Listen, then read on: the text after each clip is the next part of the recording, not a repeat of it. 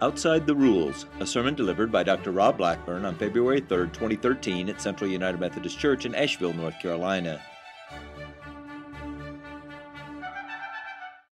All right, our passage for this morning comes from Mark chapter 1, verses 40 through 45. Hear now the word of our Lord. A leper came to him, begging him, and kneeling, he said to him, "If you choose, you can make me clean."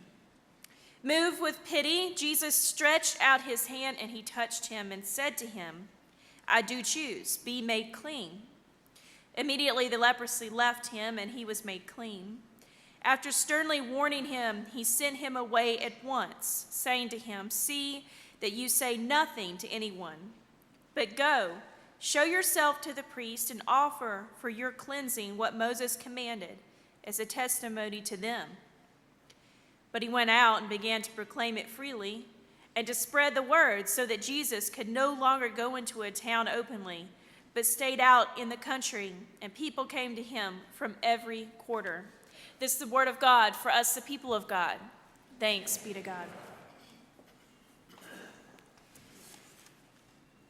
And Mark tells us that Jesus, before the light of day, had gone out to a secluded place, as was his custom. And Simon, the disciple, shows up and says, "Jesus, where are you? Where you been? Everybody's looking for you." And Jesus said, "Yes, that's why I'm here." And he came back into town, and that's when the leper came to him.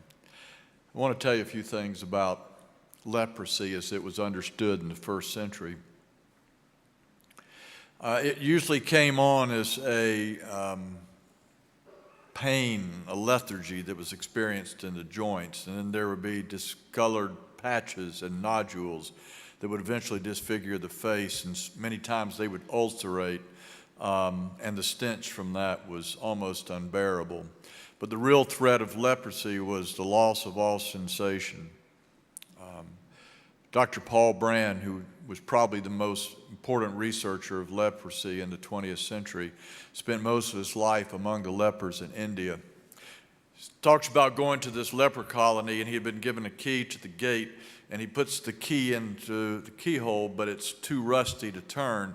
And so a boy on the other side, a leprous boy, comes and sticks his finger in the keyhole and turns the lock and pulls out his finger, and Dr. Brand said it was gashed all the way to the bone, and the boy didn't even feel it, he said. Leprosy often meant loss of thumb, loss of fingers, and loss of community. If you want to know about that, just read the 13th chapter of Leviticus, and there you're going to find all the rules you need to know about the diagnosis of leprosy. Leprosy was diagnosed not by a doctor, but by a priest, which meant it was a religious problem as well as a medical one. And if the priest said you had it, you might as well pack your bags, because you're going to be on the outside looking in. Here's what it says in Leviticus 13. "The leprous ones among us should let their hair be disheveled and their clothes ragged. They are to walk around and to curl the lips and cry out, 'Unclean, unclean.'" And that's what Leviticus says about the leper. You see, the law existed to help protect the healthy, to keep them free from sickness, from disease, infection. And the others, unfortunately, had to be cut outside the providential care of community so the healthy could remain healthy. And they, meanwhile, could look at each other and say, "Hey, God must be pleased with us. No blemishes, no patches in the hair, no missing fingers, nothing to hide." Just imagine what it must have been like. Let's say you were living in a city like Capernaum in Jesus' day. You wake up one morning and there's a rash on the face, and you say, "Lord, have mercy. If anyone sees this, I'm done." Loss of job, loss of income, loss of friends, loss of family. Within days, that person is going to be walking around with the tin cup crying out, "Unclean." A lot of the lepers of Jesus' day lived in caves, and they came out like vampires, hiding their eyes from brightness of the day. Wonder how they felt about being a leper. Some probably said, "Well, I've done something. It must be my fault." And others would probably say, I'm just sick, and wonder how they felt about a church that would cut them out for being sick. Do you see what we're bumping into here? It was a religious strategy of isolation. It wasn't just a leper. You could add other people to the list: the Gentile, the tax collector, many classifications of women. Sin, suffering, they were thought to be contagious. So what do? You try to put some distance from that. You separate yourself. It's like spiritual quarantine. But here's the problem with the quarantine thing. Quarantine thing becomes like a greenhouse for the worst of sins: pride, exclusiveness, self-righteousness. That's why Jesus is pushing back on this all the time. He knows, doesn't he, that love just doesn't exist in isolation. You try to isolate love, and humility, generosity, they suffocate. But we shouldn't just think about the effects on the community of believers. How about those who are on the outside, who become the invisible ones, the unclean ones, the untouchable? What would it be like to go the rest of your life, never touch and never be touched again, never be hugged by a child again, feel the arm of your father wrapped about your shoulder, to feel a firm handshake of a friend, the embrace of a loved one? Don't underestimate the primal need of touch. You just talk to the nurses over in the neonatal unit at Mission Hospital, and they'll tell you about these small little 1-pound children trying to find their way to health and to life. And one of the things they need is not just the food that they're going to get. They have to be held. They use the kangaroo method there. It's a certain way of holding, embracing that child several hours a day. A woman called me one day, and her family had been in a church that I'd served, and she said, my cousin is near you in one of the hospitals. I wanted to know if you'd go and visit him. I said, sure. He said, well, I need to tell you, he has AIDS. I said, that's all right. I'll be glad to go visit him. And she said, well, no one in his family is seeing him at all. And so I went, and we really got to know each other over the next few weeks, and there were several visits, and he told me his story. He told me about his faith. He asked me to pray for him. During these weeks, his mother never came to see him. His father came one time. I happened to be there, and his father stood on the other side of the room with his arms crossed, never crossed the room, touch his son. The woman who had first called me said all the family energy was going into trying to keep everything hush-hush.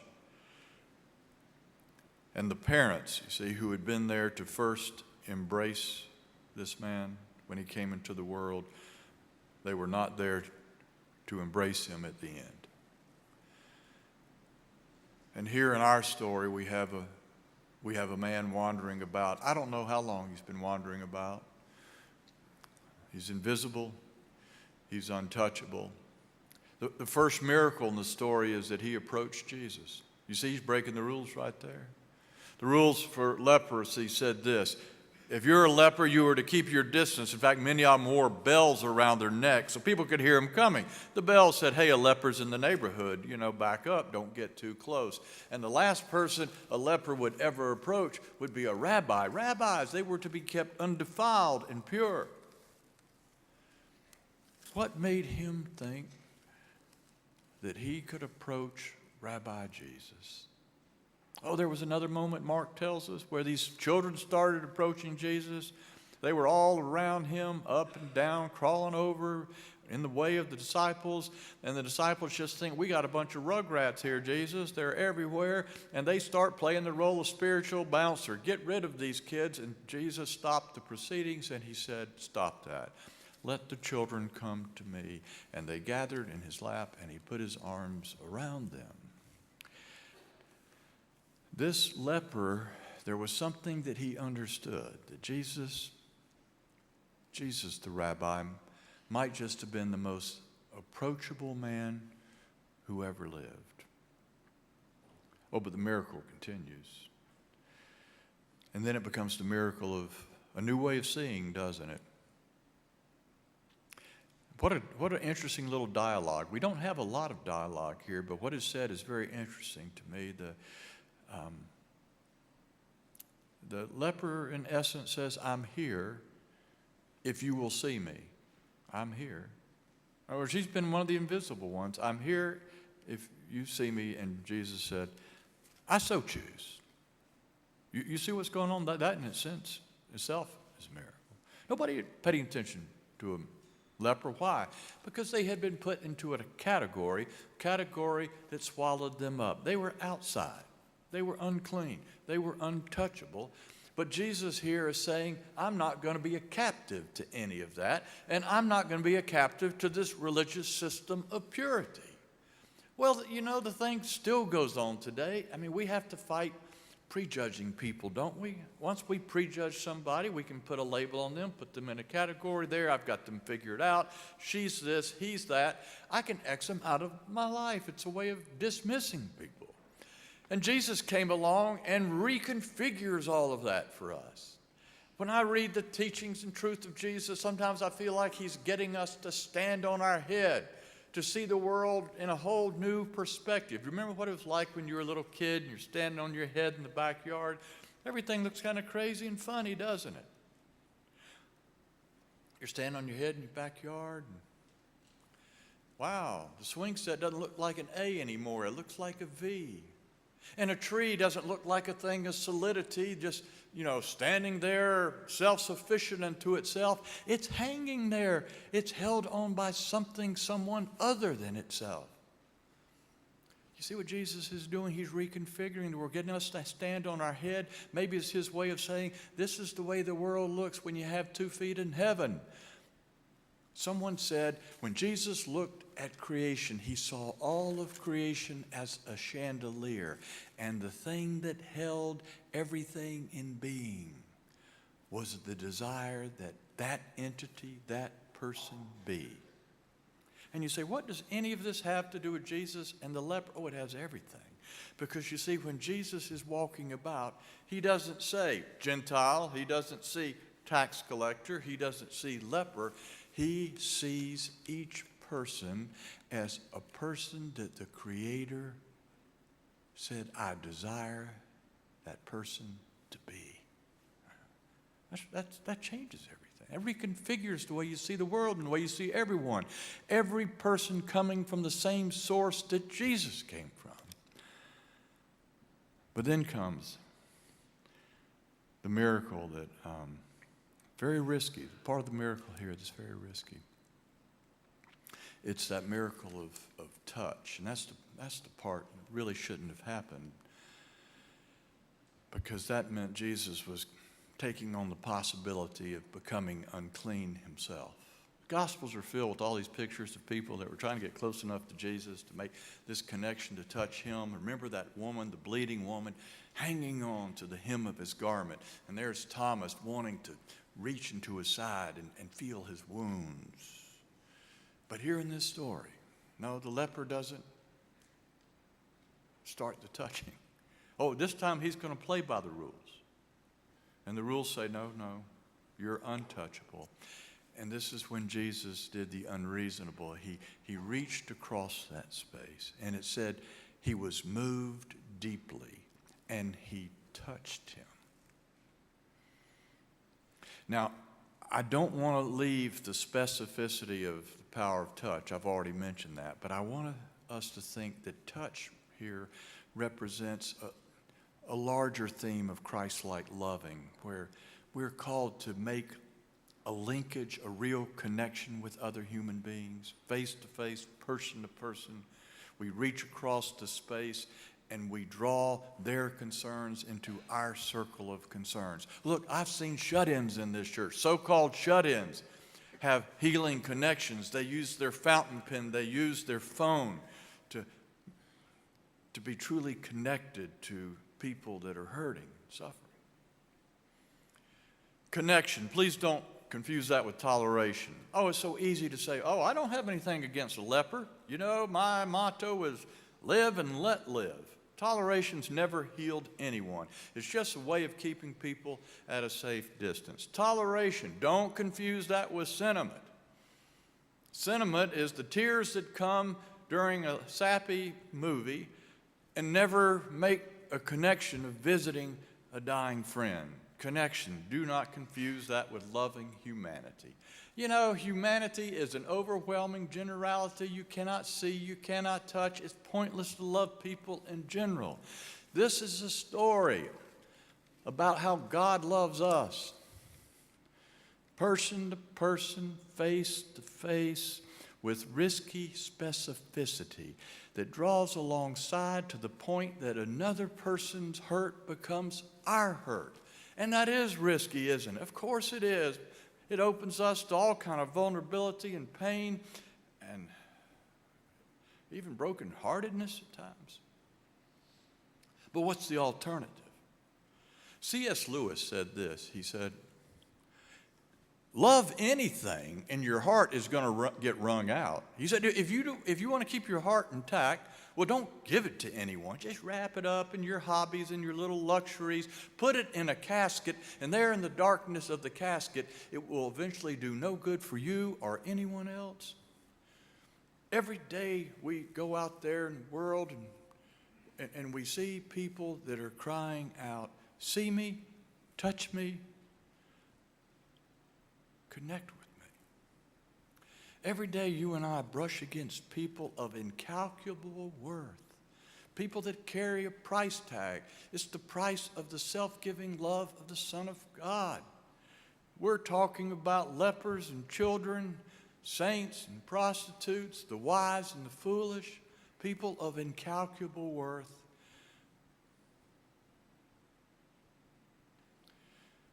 Her name is Lucy Greeley. She wrote this book, and it just really shook me up. The name of the book was Autobiography of a Face. Isn't that a title? Autobiography of a Face. Lucy Greeley in the book tells that when she was 9 years of age, she was diagnosed with cancer, and that she went through several difficult surgeries. A lot of bone and tissue and mass had to be removed from her face. And this is what she said. She said, for 5 years, I received treatment for cancer. For the next 10 years, the only thing I was treated for was the pain of being different, being disfigured, being ugly. She said, cancer was nothing compared to that pain. And Lucy in the book tells about how she asked her acquaintances to choose to see her, to make her clean, and none chose to do so. Her story was a story of childhood and adolescent ridicule and neglect. The only respite for her was moments that she spent with horses. She said, when I was with the horses, none of that mattered. They had no opinions. They neither approved or disapproved of my appearance. But she said the best part was the touch. There was this one horse in particular, and I trusted him, and he trusted me, and I could just stretch out on his back. And as we rode across the field, it was like I really felt I did belong. I was being held, and in those moments, touched and made clean. Now, the tragedy for me is that Lucy Greeley went through her childhood and adolescence with no healing connection. The people in her life, they just let her wander around in her leper status. And here comes this man to Jesus. I don't know how long he's been wandering around, months, maybe years, in his leper status. And he says, if you choose, and Jesus said, I so choose, I see you. If you so choose, and Jesus said, I so choose. And Jesus touched him, and the man was healed. Ian Watson writes about this, and he says the last part of this story, and he uses a great phrase, is the story of immaculate infection. Isn't that a great phrase? Immaculate infection. Jesus shouldn't have touched him because to touch a leper was to, well, run the risk of being infected. But there's more in this story than the power of leprosy. Instead of being infected by the leprosy, we see that the energy and the love of Jesus infected the leper. And it doesn't stop at his point of healing. It goes on. The man, the story pretty much says he has the bug now. He himself has become contagious and he cannot keep it to himself. I mean, Jesus said, please don't go and tell everybody, we don't want to make this about that which is spectacular, unusual. But the man can't do that. His faith, his hope now, it's so large, it's contagious, he can't keep it to himself. In fact, Mark says he spread it everywhere. I mean, it was like a cold germ. It was like a hot rumor, and people came from everywhere wanting to hear of it and to see it. Immaculate infection. And Ian Watson said, why is it that God even bothered with us in the first place and opened God's self to all the contamination of the human experience? Came into the middle of a world of flesh and blood and dirt and dust and sin and suffering and death existence. I mean, shouldn't have touched that with a 10-foot pole. But Jesus was not a reasonable God. Jesus came and got down in the middle of all that and took it on. And here's the good news. We've heard it happen. I mean, that's why we're here today. Jesus wasn't so much infected by the world. It's more a case that his fierce and great love turned and infected the world. The contagion of that still at work. Why are we here today? You never know where it's going to show up next. It's just a matter of time.